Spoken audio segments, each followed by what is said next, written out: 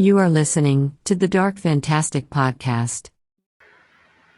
Welcome to this new episode of the Dark Fantastic Podcast. I'm your host, AK. My guest on this episode is one of my all-time favorite filmmakers and one of the reasons I fell in love with cinema in the first place. He has worked on commercials, feature films, short films, and everything in between. He has directed movies such as Arlington Road, The Mothman Prophecies, Henry Poole is Here, I Melt With You, and his latest dance feature film, The Severing. This is a conversation and a filmmaking masterclass with Mark Pellington. Because I know your background, you graduated with a degree in rhetoric, which basically has nothing to do with movies or filmmaking. So was there a defining moment or a defining movie or a specific filmmaker that, drove you to pursue this career, basically? I was always into music. I always liked music and writing, and I thought I wanted to work in the music business. And rhetoric is like the study of persuasion, so it was always about writing and journalism. And then when I got an internship and then the job at MTV in the 80s, I learned about editing, right? I learned about editing and collage and kind of making little pieces, and that got me into filmmaking that way, through post-production, through editing. And so going that way and starting to make music videos and starting to kind of make things in the 80s had opened me up to the visual side. But I was equally into documentary and art and experimental film and, narrative, linear narrative, quote unquote, Hollywood films or art films I was probably more into art films and weird films. Like I remember seeing Liquid Sky in 1983. That was a huge influence. Or Brother from Another Planet, John Sayles' film. So living in New York, indie movies kind of began to inspire me, but never were the point where I was like, ooh, I'm going to make movies. I was happy making short pieces and even longer pieces in the form that I was comfortable in. Poetry films. I was, the first part of my career was way more experimental and arty than it wasn't until I moved to California that I suddenly looked at the challenge of narrative feature films as the next kind of step. And some successful, some not successful, always creatively good exercises and good, but, narrative-driven, plot-driven films aren't necessarily my strength. I think something like Mothman Prophecies, which plays more into the abstract and the unconscious. Mothman is closer to the music video form for me, where idea and theme and music and image all kind of rub against each other. The plot is there and the script is there, but there's a lot of freedom within it. And, so those are my interests, and have always been my interest of just jumping around from different kinds of self-expression, very personal expression or interpretive expression, TV, movies, short, long, whatever. So that's kind of been my jam for many, many, many years. So, because I know you did a lot of documentaries, some of them very personal to you, and of course you've done tons of music videos and commercials. So just following up on what you just said, what made you want to make the leap from all these experimental projects and interpretive stuff to doing your first feature in 97, which is going all the way? How did you take that step, or why did you take that step? Well, Going All the Way was a book I read growing up, and it's actually getting re-released, a director's cut of my original vision of the film is being released in November by a company called Oscilloscope. So an hour of new footage, new score, new 4K restoration is being released in November, which I'm very excited about. It's a much clearer vision of what I really wanted to make, but 25 years later, I was lucky enough to get the chance to do it. When I decided to make that movie, I was 34 years old, and I had been making stuff for about 10 years. So when you make like collages and music videos and short documentaries and poetry films, when you feel like you kind of do that non-linear collage thing in your sleep, telling a story, telling a narrative story with actors is a new challenge. It's kind of like the next logical step. And that was the challenge. So I just found material that was very personal. I'd been working on this other film based on a documentary about my dad, but that script was never kind of got finished. So I just chose a book that I loved growing up and decided to do that. And then Arlington Road came about, totally different tone, but that came about from the same company, and then just kind of go from there. But I've never lost sense of doing the experimental stuff or the music stuff. I just, you just mix it up, and up until COVID, it was kind of just, I would go from one to another. And, but I think that challenge at the time, it's like somebody who's only written short stories and poems and novellas finally decides to write their first novel, right? It's like making a 2-hour film is different than all the other shorter pieces. And like I said, there's things about narrative storytelling I like, and I like working with actors and characters. And there's something where the plot, the emphasis on plot and logic doesn't necessarily jive with the way my brain works or the way I artistically want to express stuff. So you have to find the right material. I really loved Arlington Road. It was the second film I watched that you made. But I know that you said previously that you weren't maybe 100% pleased with it. Some aspects of it, you weren't 100% pleased with it. But have your opinion changed of that film now? That I wasn't 100% pleased with which film? Arlington Road. I love that film. I have no issue with that movie. Yeah, I know, but you said in a couple of interviews that you might have made some compromises, very, very few, that... I can always go back to every movie and be like, oh, I would have done this a little differently, or I maybe would have been a little less expressionistic with Joan Cusack and Tim Robbins on a scene. Like, maybe it's a little too, like, let the actors do a little more of the work and a little less of the expressionism. Maybe like the tone veered a little into trying too hard in certain scenes. But it was ultimately kind of a heightened political melodrama, you know what I mean?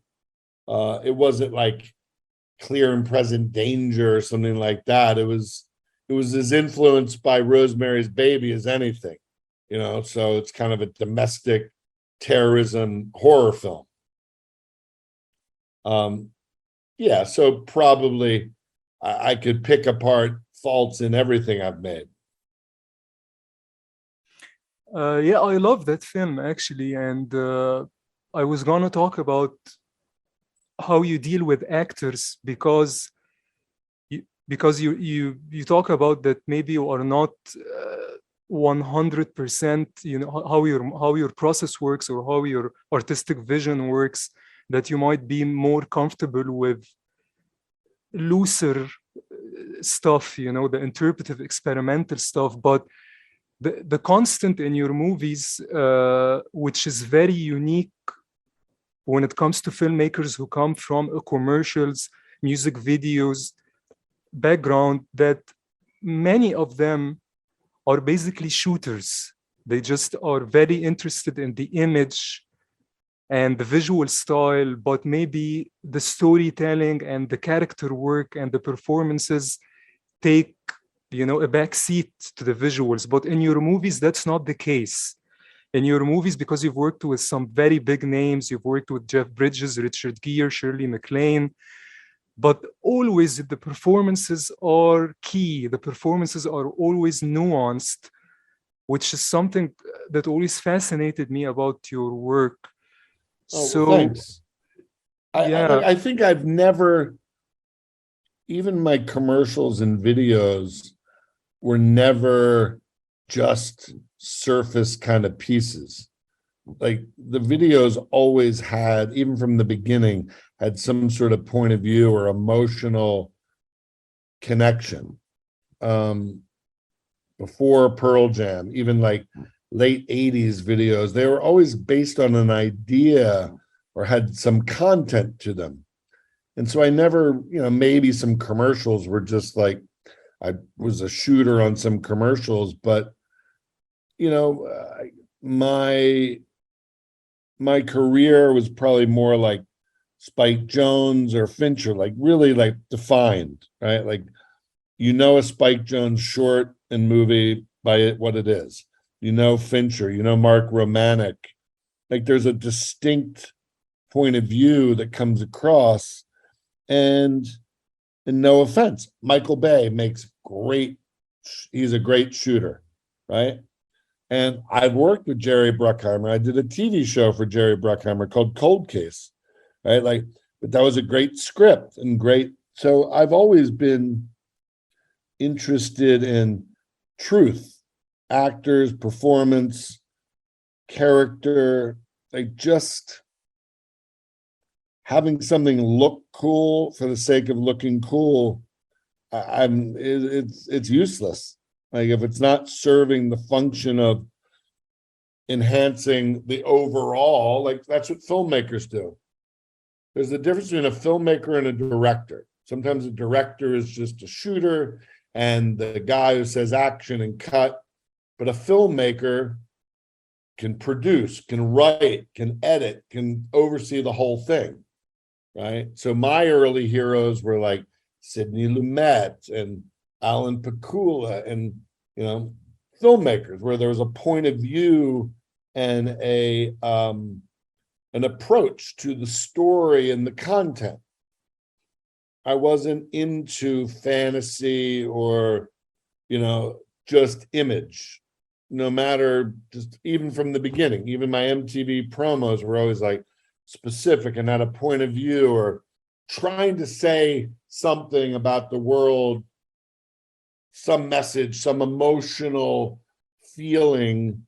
And I think that that's what I've always looked for, scripts like that I can connect to personally, that have something to, something to say. Yeah, I get that from your work, because let me tell you just very, very quickly. As I mentioned, I did work with Nicholas Roeg later when I was older, but to me, there were a couple of transformative experiences in terms of why I wanted to become a working filmmaker, which was something a bit difficult because I actually came from, Egypt, and I wasn't able to travel at the time. But the two transformative experiences was one, watching the European version of the pilot movie for Twin Peaks by David Lynch. That movie just blew me away when I watched it. A friend of mine gave me a VHS copy that he got from London, and I watched it. And I won't even discuss, because I think you probably know what I'm talking about that movie, about that pilot. The second, I love David Lynch. I love him. Huge influence. like Yeah, just in a different. Blue Velvet changed my life. So yeah, did Mulholland Drive and Lost Highway. I can see that definitely in your work. The second movie that basically made me 100% sure that I had to be a filmmaker, because I always loved movies since I was a kid. But I was, I think, just in my first year of college, and I saw the ad for the Mothman prophecies on the internet, and I went to see it, cold. I didn't know much about the movie, and I had never seen your work before. Uh-huh.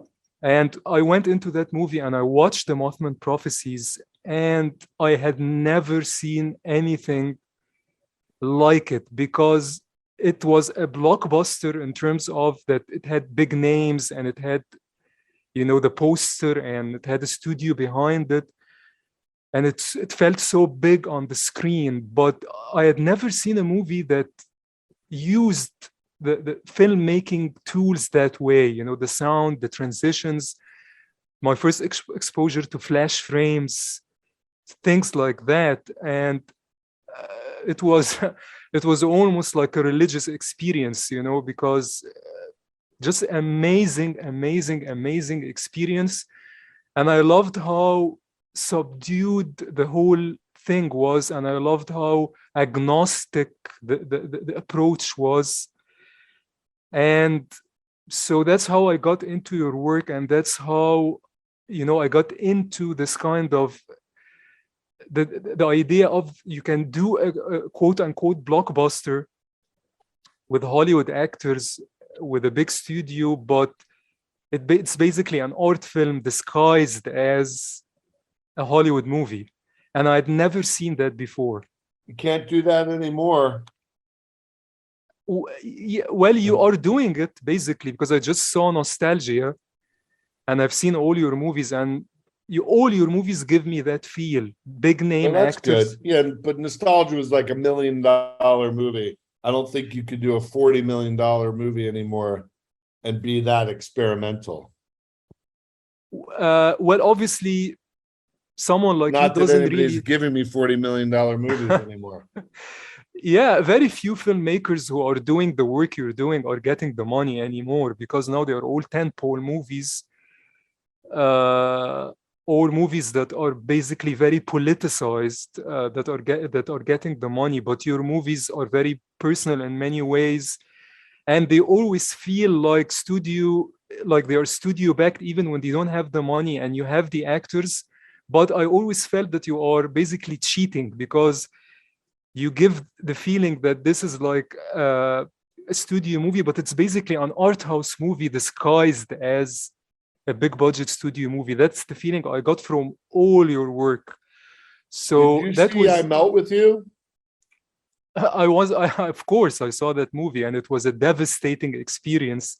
I loved that movie, but it was devastating. It was such a, because when I watch your movies, I'm very open, because I always remember the experience I had with the Mothman prophecies. So I know it's gonna be experiential. It's gonna be visceral when I watch your movies. So I, turn out the lights and raise the volume. I got a great film that you're gonna love, that I just finished. That it's a dance film called The Severing. But Is it a short film? no, it's a 72-minute film. Oh wow! There's Okay. no dialogue. It's just dance, but it's Yeah. really beautiful, and it's about grief. The guy's name is Scout Tafoya. He's the writer, and since you're a fan, and I'm grateful for your support, I think you'll dig it. You'll dig it. The subjectivity. It's funny. I watched Mothman about a year ago. It came on cable TV here, and I watched it, and it did remind me of Don't Look Now. I was watching this movie on TV, and you felt the film, so it was shot on film. So it felt like, even though it was early 2000s, it felt like 90s. Like we're far enough away from that era where it felt like of a different era. So like when I was growing up in the 2000s, 70s movies were that way for me, right? Body Snatchers, Don't Look Now, Clute, all those, Rosemary's Baby, they were all like the shit that informed me. So now early 2000s movies are like that. So I'm watching Mothman and I'm like, this movie is really weird. Like it doesn't make the connections. It's halting, like right when you expect something, it stays longer, and then it fucks with your head. That it just really was a different experience. Whereas everything now, crap movies, is so presentational, right? It's so obvious. Everything's obvious. Even in peak TV, like scary TV and streaming TV, it all looks the same. It's all shots like this. The score is it's all handsome. You know what I mean? It's all handsome. It's all perfect. The production design, the cinematography looks the same in all the shows. Every TV show looks the same, right? It all looks the same. A lot of filmmakers I talk to in Hollywood and outside Hollywood struggle to get their vision on screen or streaming or whatever, but you actually managed with all your feature films, I think, to get your vision across. You know, as you mentioned, The Mothman Prophecies was such a weird movie. I Melt With You is a devastating movie. It's devastating. I don't know how you got it made. I don't know how you got the cast. I paid for it myself. And same with Nostalgia. I financed it myself. I lost a lot of money on I Melt With You and was lucky enough to kind of break even with Nostalgia. But yeah, those were self-financed for like $800,000. And that's the only reason you get to make whatever you want and control it. It's really hard. It's so hard for me to get movies made, and even more worse in the last couple of years. It's just like there's a lot of people that are fans and believe, but like, I don't know, it's terrible. It's a terrible time. You mean because of the pandemic, or the general thinking? Who makes movies anymore? There's no art house movies. There's no art house theaters. There's no theaters have shut down. Like there's no studios used to make 30 movies. Now they make 10, and they make Marvel movies. They don't make thrillers. They don't make streamers and the movies that streamers make. Like it's just, there's this many movies that are made as opposed to this many. I'll go show you a newspaper from LA, 2015. This many movie theaters open. Now it's like this. Just there's less. There's more content on Netflix and Amazon, way more TV than TV's through the roof. And we're making a TV version of Mothman. Like it's been 2 years that we've been writing it, right? It takes forever, TV. And it'll be really fun to make it. If we get to make it, it'll be as good as the movie. But it just takes forever. Movies are very, very, very, have been controlled by these corporate, algorithmic, like just, it's just like fewer and further between. So when a movie like Last Night in Soho or Nightmare Alley come out and don't do well, it's like it's harder and harder for auteur movies to get made.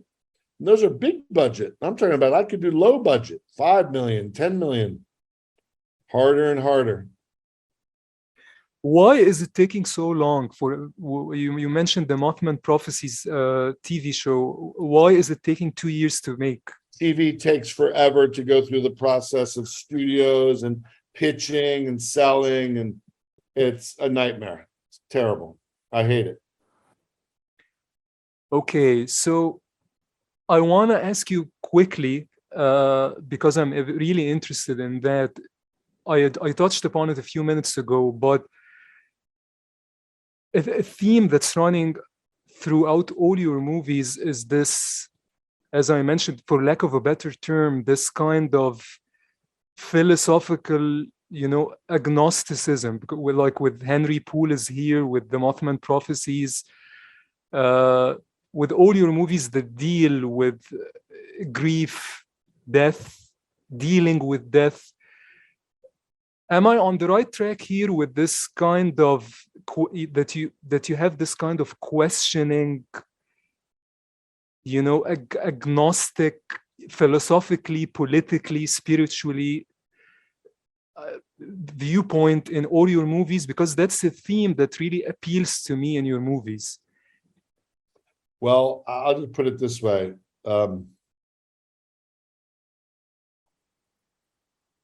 Arlington Road and Mothman both deal with a widower, right? And that wasn't by, like just that happened to be just, a singular male character questioning the reality around them. The fact that after Mothman, my wife died is kind of weird, right? So my father had died before in 1995. So loss, deep loss and questioning loss and our purpose in life, and that permeated everything after his death. The music video started to question memory, mortality, and it found its way into Arlington Road and Mothman on a personal level. Then after my wife died, Henry Poole, I was very, very searching for faith, had gotten sober, and that movie, I liked the movie. It's a little sweet. My sentimental side came out. I Melt With You was a reaction to that, very dark, but still questioning. I'm in my 40s, midlife, just like, what the fuck's going on? Nostalgia, looking back. Even other movies that I've written all have probably a central character trying to unearth trauma or some mystery as I look at other scripts that I'm trying to get made. I think that holding on to loss, even in a comedy, Shirley MacLaine, or, that's just the material that I'm drawn to.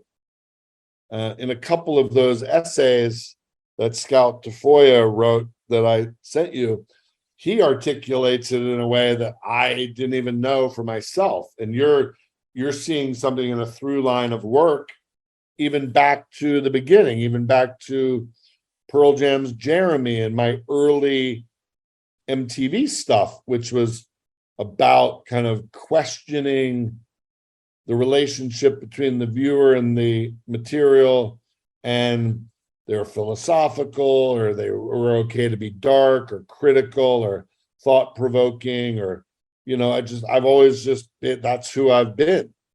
That's what I've been drawn to. It's what I'm drawn to interpret, or, that's just my taste or my style. The style comes out of my training at MTV, where I was trained to make something out of nothing. Well, what happens if I do this? And a piece of text and a slide and sound. And I was trained to do sound first before a picture for years. For 8 years, I did sound, then picture. So when I did a movie and was like, what do you mean you lock picture? No, it doesn't work that way. Sound and emotion guide picture. So then you learn narrative and character and plot, and okay. So I really feel like the next wave of movies I'm going to do is really going to be like the real culmination of taking my early short form stuff and what I've learned in movies, and now I hope can take it to that final level. But I'm 60 and it's harder to get movies made, so I'm like, shit, I could make 10 movies if somebody gave me the money for them. But the likelihood, I got to just keep taking care of myself to increase the odds of me getting a chance to tell those stories. Well, I don't want to take too much of your time, but there are a couple of questions that if you'll allow me, I'll ask you. Sure. Yeah. No. Because I mean, and again, I could schedule if I could leave at 9:45, but again, I can also schedule a follow up with you if you'd like to. yeah, that would be I great. enjoy talking to you. Thank you very much. It's been great. So, are you good for a couple of questions? Yeah. Yep. Uh, I want to ask you about working with actors, because we touched upon it a little bit, but since you came from a background of experimental movies and music videos, what is your process, to get the performances that you get? Because Richard Gere in the Mothman Prophecies wasn't really the Richard Gere that I know. I like his work, but in your movie, his performance is very, very naked, maybe for lack of a better term. So how do you get that? How do you get that performance? There's no trick. I mean, Richard is a very smart guy, and they had been wanting Richard to do a different version of that script. And it wasn't until I rewrote it with a friend, Lewis Clark, that it was like, it was the version of the script that he connected to, because it was kind of oblique and it wasn't answering everything. And it was kind of like philosophically a little more abstract. And he related to that. And, when we sat and talked about it, he said, there's almost like, Richard's very spiritual. He's like, almost there's two John Kleins. There's the id and the ego, right? So in a way, he kind of knew that there was two versions of him, right? One that was trying to like guided the search for truth, but the other one that existed outside of that. So if he looked at himself in the mirror, we'd realize there was really two of him, and so by being able to play on those planes of abstraction and uncertainty, those are fun spaces for actors to play in, right? Jeff Bridges, Tim Robbins, Laura Linney, Shirley MacLaine, they're all great performers. And if they connect to the text, and I always say, what's your process? How do you like to work? Some like to rehearse. Some like to talk through the text. Some like to be left alone. Each one is different, and you just guide them through the experience and give them direction or notes. And for the most part, again, each actor is different. You never direct the same. For each actor has their own process. Jeff Bridges, early on, I remember saying, "Ooh, I like that take." And he goes, "Don't tell me you like the take." Because then his brain would start to try to repeat, right, what it was that he did. Cameron Crowe is a friend of mine. And before my first movie, he said, "Remember this, don't try to be best friends with your actors. Be kind of a benevolent dictator. Be like a father figure." So in Going All the Way, Jeremy Davies, Ben Affleck, Rose McGowan, Rachel Weisz, Amy Locane, like some needed to be pushed, some needed to be hugged and encouraged, some needed to be left alone. Some were like, "Yeah, good, do another take." Other ones, you have to be really specific. "Okay, I want you to put your hand over here." And, like I direct pretty intuitively. I didn't go to theater. I don't talk like some method.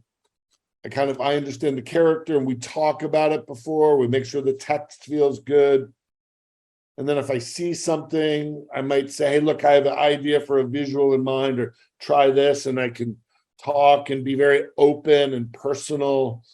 And I say, "What do you think? Does that work?" And they might say this or that, or I might say something and they're like, no, I don't want to do that." I'm like, okay, they're fragile creatures, and I've learned a lot from making mistakes.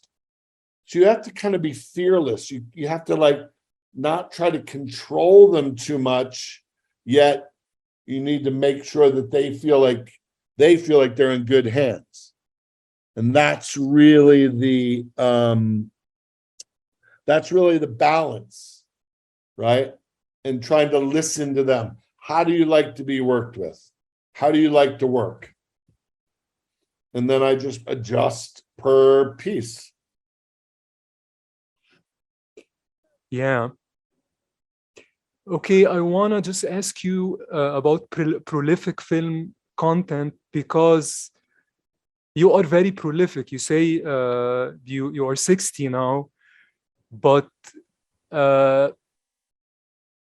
I don't think, do you think you're slowing down because you have always been so prolific? Because I watched I read your credits and I watched a lot of your work.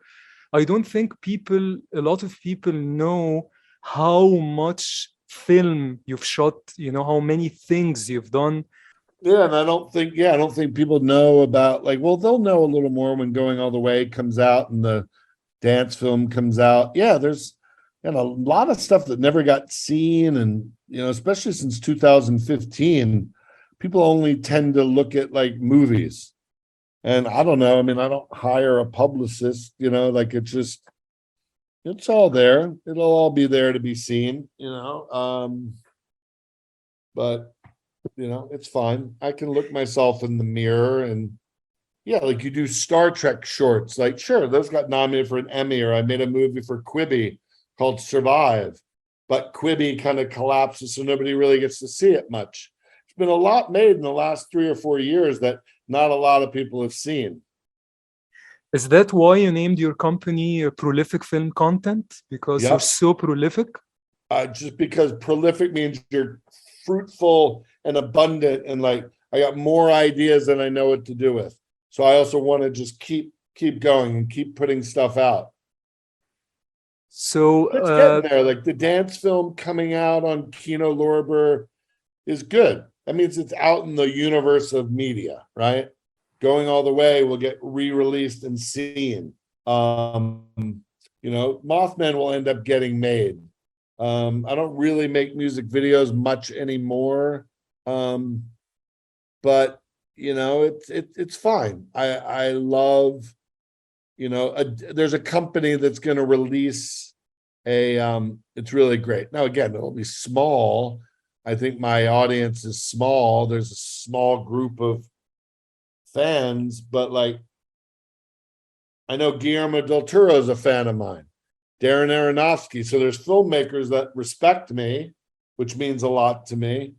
And there's a company that's going to release a double DVD of all my short form stuff, like the Chelsea Wolfe film and like weird shorts and 10-minute things that never got seen. They're going to release that, so that's cool. yeah, I actually know that I listened to your interview on the movies that made me, and I know that Joe Dante and I think Josh Olson are fans of your work also.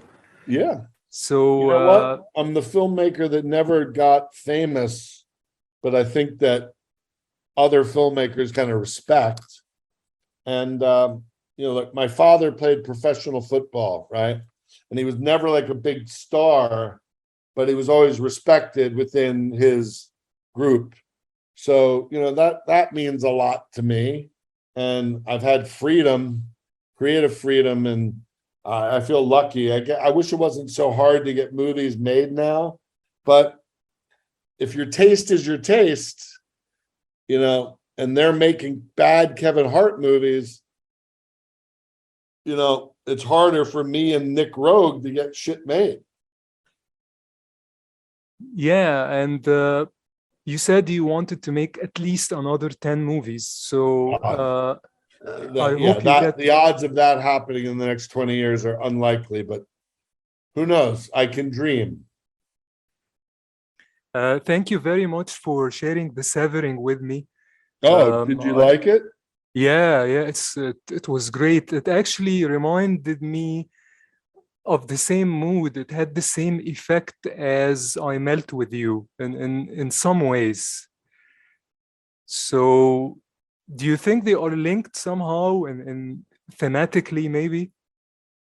Well, interestingly enough, if I Melt with You is a story of loss, of 4 guys losing their sense of greed, selfishness, ego, fear, and kind of self-destructing. and self-immolating over the course of the film, right? It starts with like four pieces coming together and then just kind of collapsing. So that's the story. And so it's about loss and death, and it's pretty dark. So the severing is about loss and death, and ultimately both are about powerlessness. The severing is a non-verbal, right? I mean, a non-verbal, non-linear, non-plot-driven story, yet the images are basically, it's the story of someone, a physical being who's grieving and severed, basically their head's cut off, right? They have no connection, to try to connect to another person or to a group. And the difficulty in trying to connect to that group, and ultimately at the end, trying to connect with that last person who ultimately abandons you. And that's what kind of death does. When somebody that you love leaves you, you feel a little bit abandoned and severed and cut off from your own sense of self.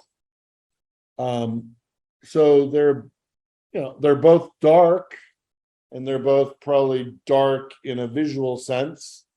The severing is very subconscious and uses movement and body movement and a consistent sonic landscape to depict that, whereas I Melt With You uses a varying, sonic landscape. And it's also just the fact that it's got a plot in it, a story in it, changes its direction.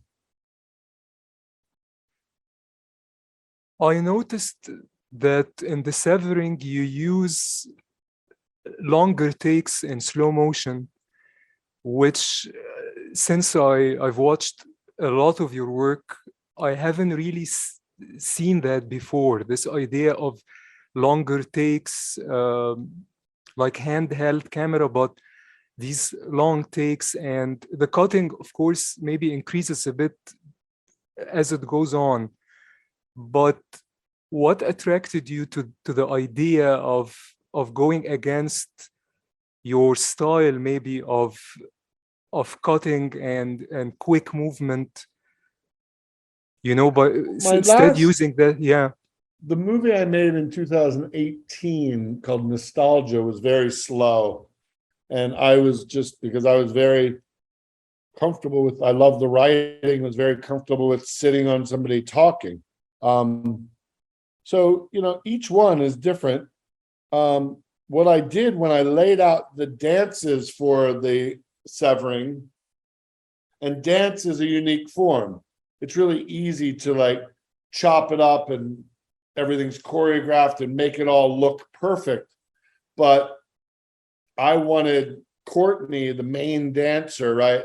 She's the one who begins, she's in the beginning, middle, and the end, right?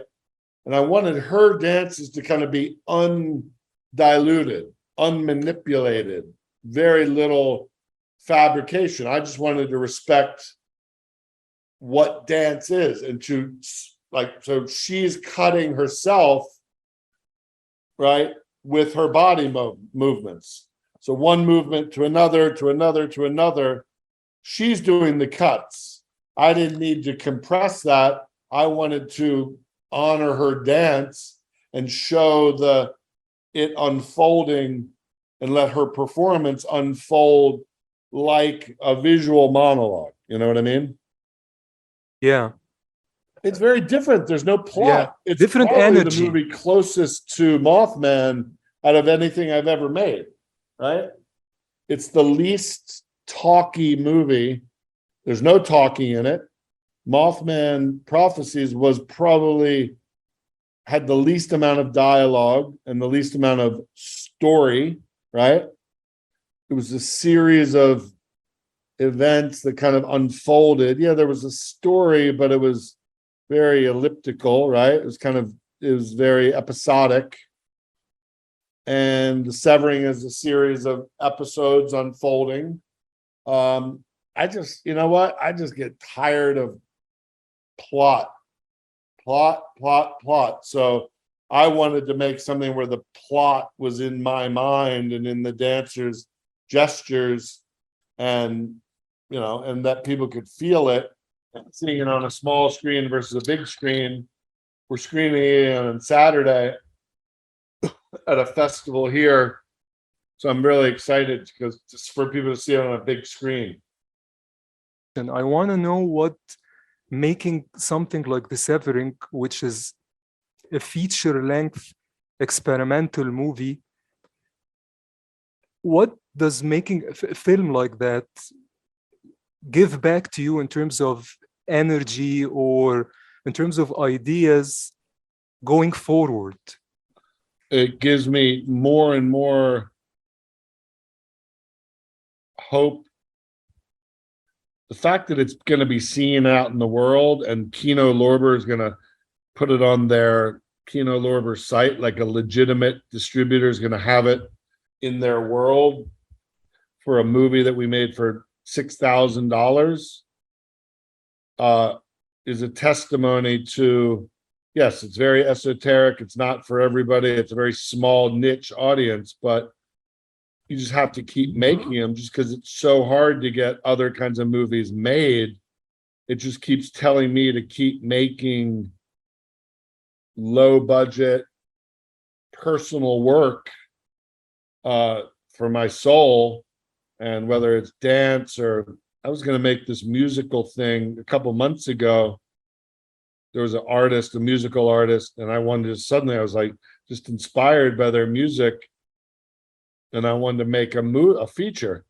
Now I say make a feature out of it because when I had made this Chelsea Wolfe film called Lone, which is on my website, it's a 52-minute film, also very close, like to The Severing, and 6 songs tied together, and there's a story in there, a little bit of voiceover, but no dialogue.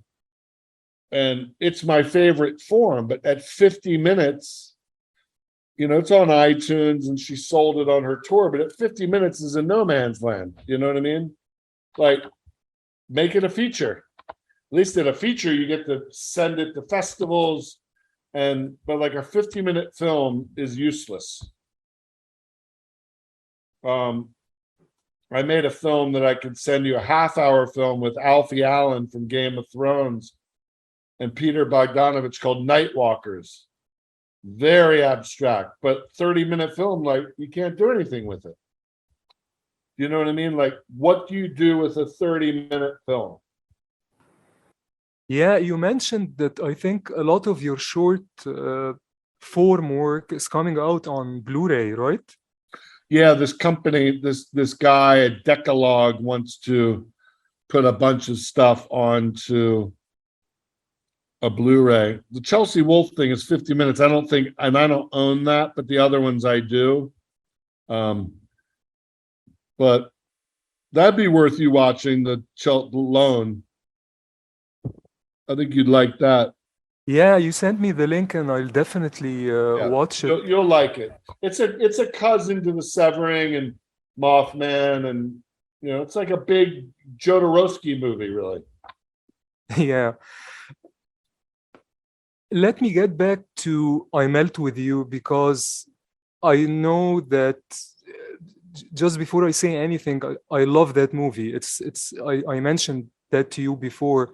Although it's a very hard movie to watch, especially as it goes along, but I was really stunned to know when we last talked that it was only made for under $1 million out of your own money, I think.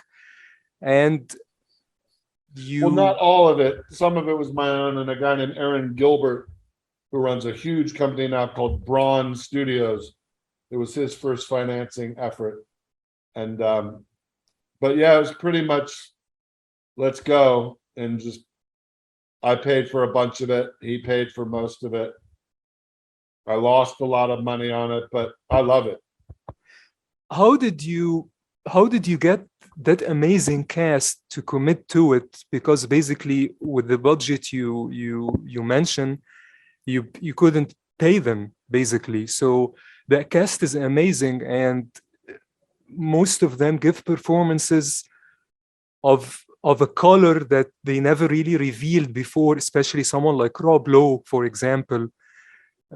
So how did you get a cast like that to commit? Heidi Levitt, our casting director, look, when you have a movie that works on the page like that, when you say you're making a movie, hey, we're casting the movie, not like, hey, we want you to get involved. It was also 10 years ago, it was a lot easier to make an indie movie. But when you say you're making it and you set a start date, and if the response to the script is good, if the agencies like it, I mean, a lot of guys wanted to be in that movie. So that's because it was an interesting, meaty, there were 4 good roles. We had a couple of showier monologues for each person in each piece.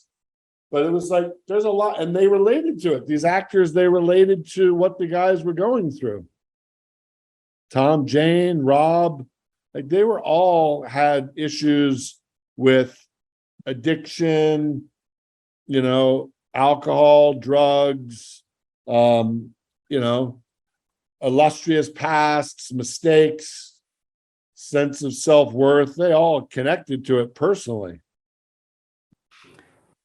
You said that you made it partly as a reaction to maybe the warmth and the softness of Henry Poole is here. So what frame of mind were you in when you made I Melt With You? Because it's almost the opposite of Henry Poole. So I just wanna, the shift from one project to another is very interesting to me. So I wanna get an idea of what frame of mind were you in? Well, after Henry Poole, I was hoping to do a remake of The Orphanage for Guillermo del Toro, producing it. And they could not pull it together. And there was another movie, a thriller that was close that didn't come together. And I was so frustrated by the system, by the Hollywood system, that I was like, fuck it. And I wanted to just go make a movie. And I remembered Glenn's script. And I remember I took Steven Soderbergh to lunch and I said, would you ever put your own money into a movie? He said, absolutely. You have to will a movie into happening.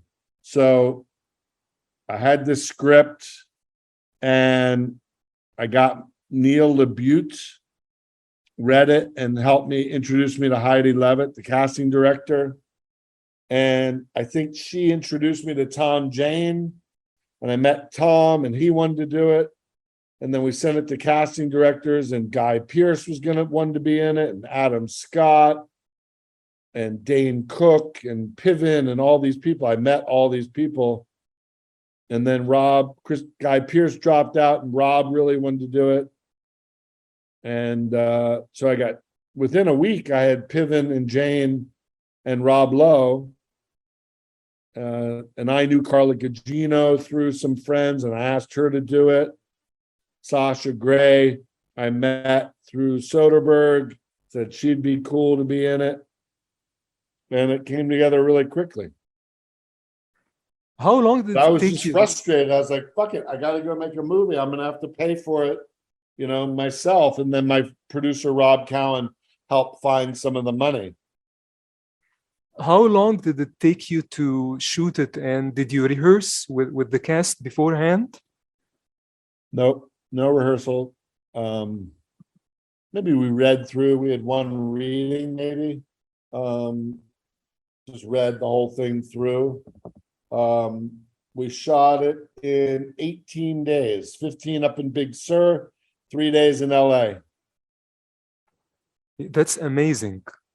That's really amazing, because when you mentioned the last time that you basically made that movie with a non-existent budget and under the gun, I was so surprised because when I watched it for the first time, uh, I really, which is what keeps attracting me to your work and what attracted me to your work the first time 20 years ago when I saw the Mothman prophecies, is that your work always comes across as a blockbuster version of art house movies. They are so polished, the sound is so great, it's such an immersive experience, but you would never know without talking to you about the ins and outs of making it, that basically some of these movies like I Melt With You were actually, you know, they are basically indies on the low end in terms of budget. We shot on a 5D, which at that point we'd just been doing commercials, I mean, doing music videos with the 5D, and we're like, this looked great.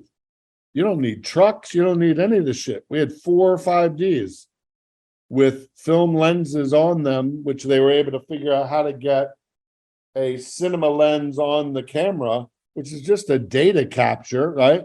Now it's like a Blackmagic Cinema or like a little small little Ari, like a Alexa Mini, you know, they're just this big. They're that big.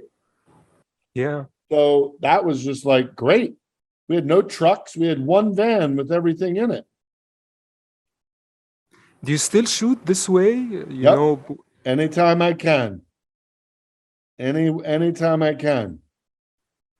Big trucks. Oh, a big pilot. They've got big stupid trucks, and it's great as long as you got the time and money. But my approach is still the same.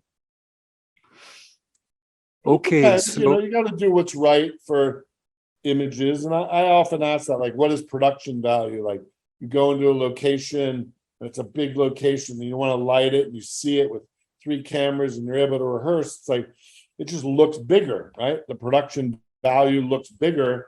But the key with I Melt With You is you're shooting in Big Sur, the dunes, the lighthouse, the house, the boat on the water, the bridges. I mean, that's amazing production value right there, just in the place you choose. So when people are like, I want to do an indie movie and I'm going to have 4 people in a house talking, I'm like, you better make an interesting looking house. Yeah. That's because I come from visuals. I come from commercials and videos, and like making stuff look interesting is easy. I want to ask you about the idea, because you mentioned it several times, that you feel more comfortable with, again, the non-traditional, non-linear kind of storytelling, like The Severing, for example, and even The Mothman. But I think that when you are presented, or I don't want to say challenged, with more mainstream scripts like Arlington Road, maybe, or Henry Poole, or your work on the TV show Blind Spot, for example, which you had a big hand in shaping the visual style and the sound design for. It has all your fingerprints all over it, even till the end, because I know you directed an episode even in the last season. Yeah. So with mainstream scripts, with linear scripts, when you are presented, I think, with good ones, and you are, again, I don't want to say challenged to, you know, into doing these kind of narratively maybe restrictive, you know, stories, you seem to deliver fascinating, coherent, and maybe sometimes even groundbreaking stuff in terms of what is done in the mainstream of TV and film. So, well, thanks. Well, I hope I can do that soon with streaming, with Mothman. I don't know. I think there's a lot of boring TV, but you know, again, I just look for I look for emotion, and I look for a good script, and linear or non. You know, I look for opportunities where I feel it. Right? It's all like music videos, right? A script is like a song. And if I read the script, it's like listening to the song. And if I love it and I can see it and design it on a subconscious level and really get inside of it, inside of the characters, inside of the story, inside of, if I can feel it inside, then I can do my thing. Can you talk a little bit about what attracts you? What kind of projects, especially now, since you're talking about streaming and developing your own stuff, maybe through Prolific, your own company, what kind of projects are you attracted to in terms of streaming and TV and that kind of arena? When I think of ideas, I think of movies. I don't think of TV shows. All the ideas I generate tend to be movies. So we're doing a TV version of Mothman Prophecies, a TV version of it's a story about a ska and punk club in 1981 in LA.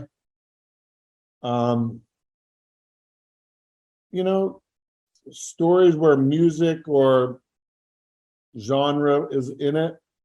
But when I come up with ideas, I'm finishing a script now about, it's kind of like a David Lynchy kind of movie about a security guard and who steals photographs from these rich mansions, and it's very beautiful. I love it. But again, these are hard movies to get made, but until I get the script done and finished and out there and try to get actors, that seems to be my full-time job.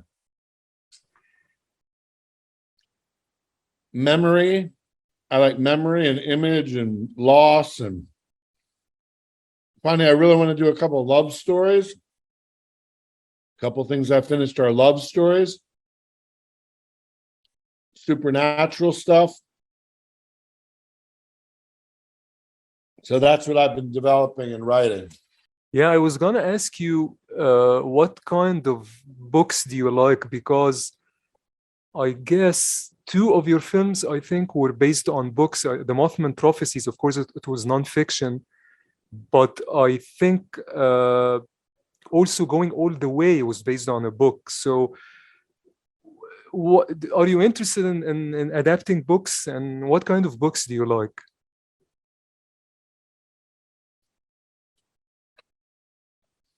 I read mostly nonfiction. Although I'm reading Michael Mann's Heat 2 right now, because I love Heat, one of my favorite movies. So basically, you are gonna be involved with these TV projects you mentioned, like the Mothman Prophecies. You are gonna maybe do the pilot for it or something like that. We can sell it. It's been taking forever. Yeah. So TV takes forever. That's what I don't like about it. So I'm really anxious to see what you do with TV when you initiate actually the project through your company or through a script that you develop, because what you do with TV with scripts that you didn't develop, like Blind Spot or Cold Case, is always very interesting. And I would never watch a show like Cold Case. I would never even think of watching it. I would have never thought of watching it without knowing that you directed the pilot, and I think you directed some episodes as well of Cold Case. Of what? Yeah, for several years. Because which is ironic. That's why I keep coming back to this point, which is ironic, because you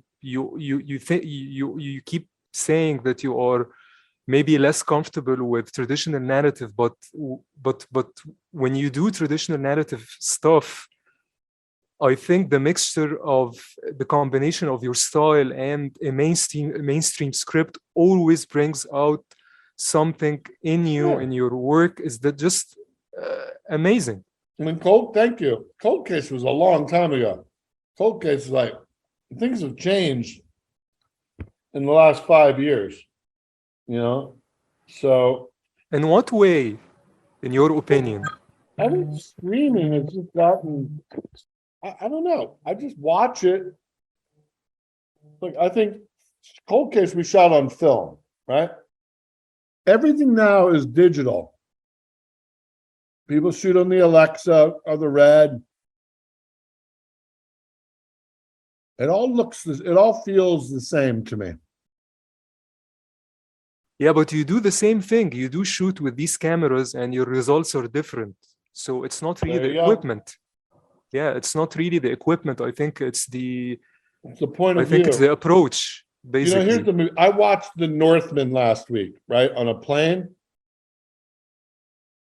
Did you see The Northman? No, I haven't seen it. I know it. I know. Yeah, it's directed by Robert Eggers. Yeah. Mind blown.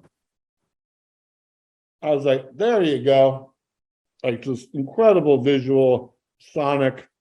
So the streaming thing, the whole TV long form thing, like what Tim Burton is doing with what Addams Family, or what David Lynch maybe did with the third season of Twin Peaks, these kind of long form, multi-episode stuff doesn't really appeal to you? No, sure it does. Like if we do Mothman, I want to direct them all. If we can ever get it made. It's just been so long I've been working on it. I've like lost all my interest in it. I also heard that I think at one point Arlington Road was being developed for television, right? Yep, we can't get it sold. We wrote a script. It's a great script. We can't get it made. Yeah, because it's more timely than ever. So it's very strange, actually. I don't know why. Can't make it. Yeah. So I think it's too dark. People think it's too dark. Yeah, maybe. I don't know, because some of the stuff that's being made today is also very dark, but I don't know. Maybe I always thought Arlington Road was a very dark movie, but it had a purpose. Some of the stuff now that's being made that's called dark or edgy or whatever, I think it's more nihilistic than actually dark. And I've never seen really nihilism in your work. Even I Melt With You, I never really got that thing, because today the nihilism is overwhelming.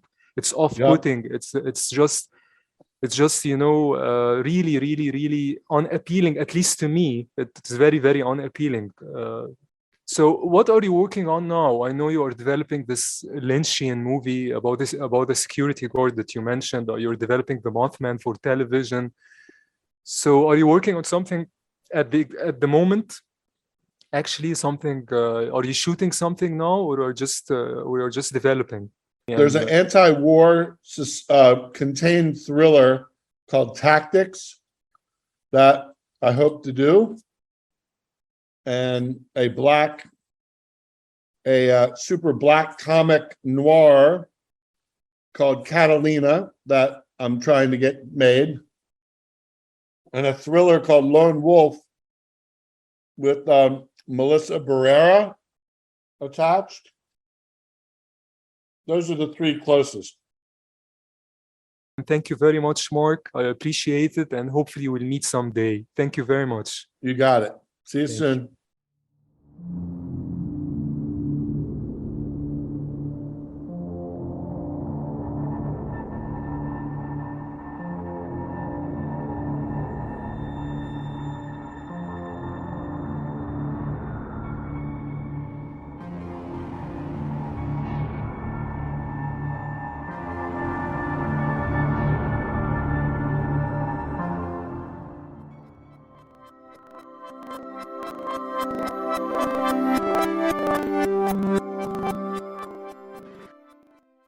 Thanks for listening, and please join me again on another episode of the Dark Fantastic Podcast.